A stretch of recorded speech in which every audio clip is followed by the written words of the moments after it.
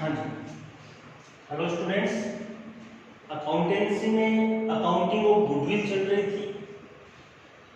जब ख्याति खाता पुस्तकों में पहले से विद्यमान न हो उसकी कंडीशंस चल रही थी। हमने अलग अलग कंडीशंस पढ़ी। हमने पहले ये पढ़ा कि जब निजी रूप में लाए तो क्या एंट्री होती है, कोई एंट्री होती नहीं एक्चुअल में। फिर हमने पढ़ा कि जब नया साझेदार अपने ख्याति की राशि नकद में लाए तो क्या एंट्री होती है। तो मैंने बताया था कि कैश अकाउंट या टू गुडविल कर दो, गुडविल अकाउंट या to sacrificing partners capital account या कर दो, सीआर कर दो। फिर हमने तीसरी पढ़ी थी कि जब नया साझेदार अपने हिस्से की ख्याति नकद में नहीं लाता है तो नकद में नहीं लाने की एंट्री में मैंने केवल एक एंट्री आपको बताई थी कि न्यू पार्टनर्स कैपिटल अकाउंट हो जाएगा डीआर और सेक्रीफाइसिंग पार्टनर्स कैपिटल क्या हो जाएंगे, सीआर हो जाएंगे। त्याग के अनुपात में नए साझेदार के हिस्से की ख्याति से हो जाएगी। ठीक है, उसके बाद हमने फोर्थ थिंग पढ़ी थी कि दोनों का कॉम्बिनेशन, नया साझेदार अपने हिस्से की ख्याति नकद रूप में आंशिक रूप से नकद लाए, मतलब बनती 40,000 है उसमें से 30,000 ले या 10,000 बच गए। तो इसमें दोनों कंडीशन, मतलब नकद में भी ले आया और नकद में नहीं भी लाया, तो दोनों सिचुएशन हो गई। तो दोनों का कॉम्बिनेशन बनाना मैंने आपको सिखाया था और एक एग्जांपल भी है। आज हमने इसकी पांचवा मेथड पढ़ेंगे, जब नया साझेदार अपने हिस्से की ख्याति संपत्ति के रूप में लाए, संपत्ति के रूप में लाए। देखो मैंने पहले से बता दिया था कि मेथड केवल निजी की कोई एंट्री होती नहीं है, केस में लाए केस में न लाए, केवल मेथड दो ही है। अब एक बात बताओ, केस क्या है? केस एक संपत्ति नहीं है क्या? केस एक एसेट होती है, संपत्ति होती है। ये मेथड का नाम क्या है? ख्याति की राशि किसमें लाए? संपत्ति के रूप में लाए। मतलब केस के अलावा अगर संपत्ति के रूप में लाए तो केस के टाइम जो एंट्री की थी ना वही एंट्री यहाँ होगी, कोई लफड़ेबाजी नहीं है। वहां हमने किया था cash account DR to goodwill किया था हमने, ये किया था बस। उसमें केस ला रहे थे तो cash account DR to goodwill हो गया। इसमें केस नहीं ला के असेट्स ला रहे हैं तो जो भी असेट्स है उसका नाम आ जाएगा असेट्स अकाउंट, या फर्नीचर ला रहे तो फर्नीचर का नाम आ जाएगा। ठीक है, टू गुडविल अकाउंट।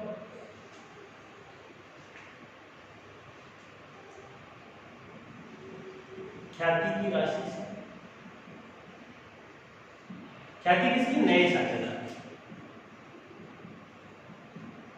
क्योंकि वो क्वेश्चन को घुमाने के चक्कर में आपको बार बार क्वेश्चन में फर्म की ख्याति देगा। फर्म की ख्याति से अकाउंटिंग नहीं करनी है हमें अकाउंटिंग किसकी ख्याति से करनी है? नए पार्टनर की ख्याति से करनी है, नए साझेदार की ख्याति की राशि से।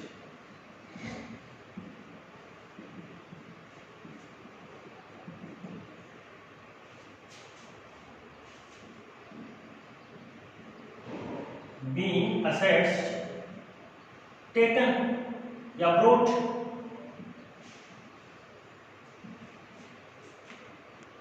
by new partner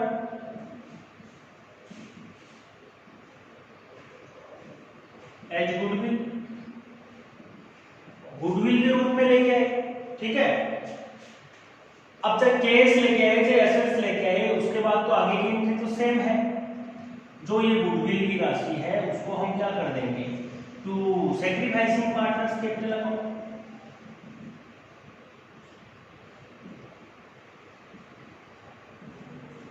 भाई जिसका इस पे हिस्सा है, हक है, उसको दे देंगे। हक किनका है? जिन्होंने त्याग किया उन्हीं का हक है, तो उनको दे देंगे त्याग के अनुपात में।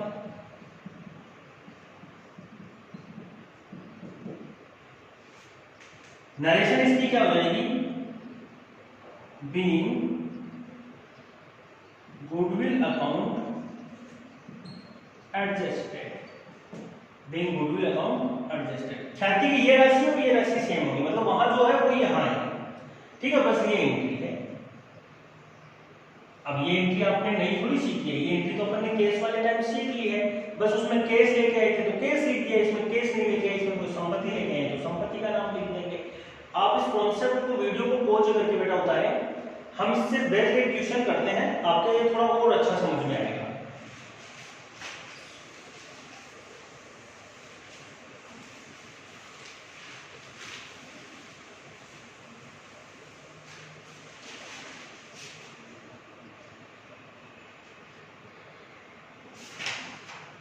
आपकी बुक में पेज नंबर 45 पे क्वेश्चन नंबर 9 है। ए व बी 3:2 में बांटते हुए साझेदार है। ए व 3:2 के साझेदार है। उन्होंने सी को 3/13 भाग के लिए प्रवेश किया। सी का हिस्सा कितना बताया उन्होंने? 3/13 बताया है। नया लाभ हर विभाजन है 5, 5, 3। साथ में उसने ए बी सी का नया भी दिया है 5, 5 और 3। तो भैया मेरे ये तो ओल्ड रेशियो हो गया, ये इसका क्या हो गया? न्यू रेशियो हो गया। ओके, आगे इसने कहा है सी ने अपनी पूंजी व ख्याति के लिए निम्न चीजें लेके आया। सी अपनी पूंजी के लिए भाई सी लाएगा, या तो कैपिटल के लिए कुछ लेके आएगा या गुडविल के लिए कुछ लेके आएगा। तो कहा कि सी अपनी ख्याति और पूंजी दोनों के लिए, सी ख्याति व पूंजी के लिए लेकर आया। क्या लेकर आया? देखो, स्टोव 20,000, फर्नीचर 30,000। स्टोव लेके आया 20,000, फर्नीचर लेके आया 30,000, मशीनरी लेके आया 80,000।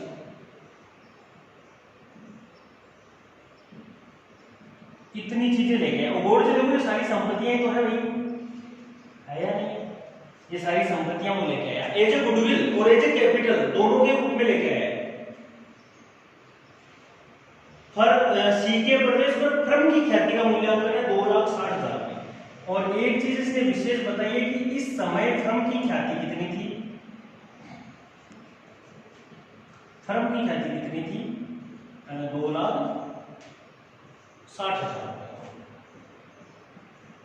ये फर्म की ख्याति। आपको कहा है कि आवश्यक प्रविष्टियां करो, तो देखो इसका सॉल्यूशन में एंट्री क्या होगी?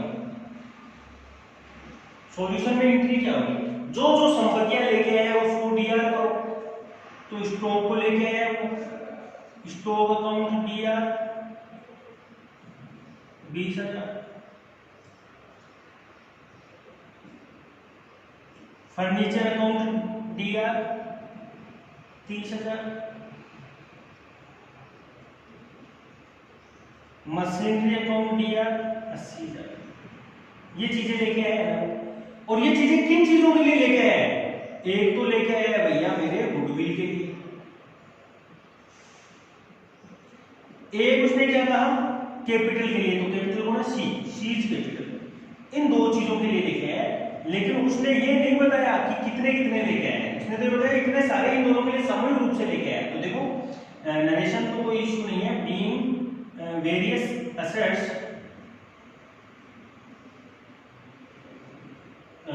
brought by C as a goodwill, as a capital, as goodwill and capital ऐसे लिख दो। देखो वर्किंग नोट बनेगा यहाँ। पहला वर्किंग नोट,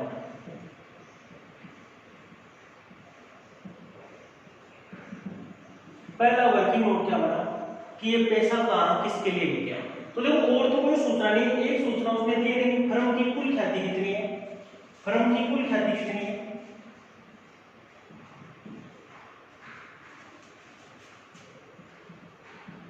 फर्म की ख्याति कितनी है भाई? 2,60,000 है। सी, ये जो गुडविल है वो सी की गुडविल है नहीं, तो सी की ख्याति कितनी हो जाएगी?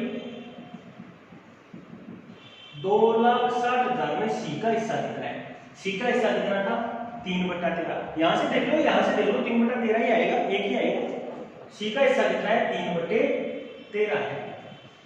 तो 13 दूनी 26, 20,000, टोटल कितने हो गए? 60,000। तो सी की गुडविल कितनी है इसमें? 60,000। अब जाहिर सी बात है, अब ये चीज अपनी 60,000 है, तो ये ऑटो में आ जाएगी, बैलेंस करके आ जाएगा, बैलेंसिंग फिगर से आ जाएगा, नहीं आ जाएगा भाई? देख 80, 100, 1,30,000 में 60,000 को गुडविल किया, तो जाहिर सी बात है 70,000 रुपए किसके हो गए? कैपिटल के हो गए। हो गया, ये पहली एंट्री कंप्लीट हुई या नहीं हुई? अब सेकंड एंट्री क्या बनेगी? सेकंड एंट्री केवल गुडविल को बांटने की बनेगी। आपको शो हो रहा होगा गुडविल अकाउंट दिया, ये 60,000 रुपए बटेंगे, ये 60,000 रुपए बटेंगे और किस में बटेंगे? ओल्ड पार्टनर्स में, या जिन्होंने त्याग किया है, तो त्याग ओल्ड करेंगे, ए और बी, तो 2 एज कैपिटल अकाउंट, 2 बीज capital account, being goodwill account close बोल देता है या एडजस्टेड बोल देता है, ये बात है, ठीक है, बीइंग गुडविल अकाउंट।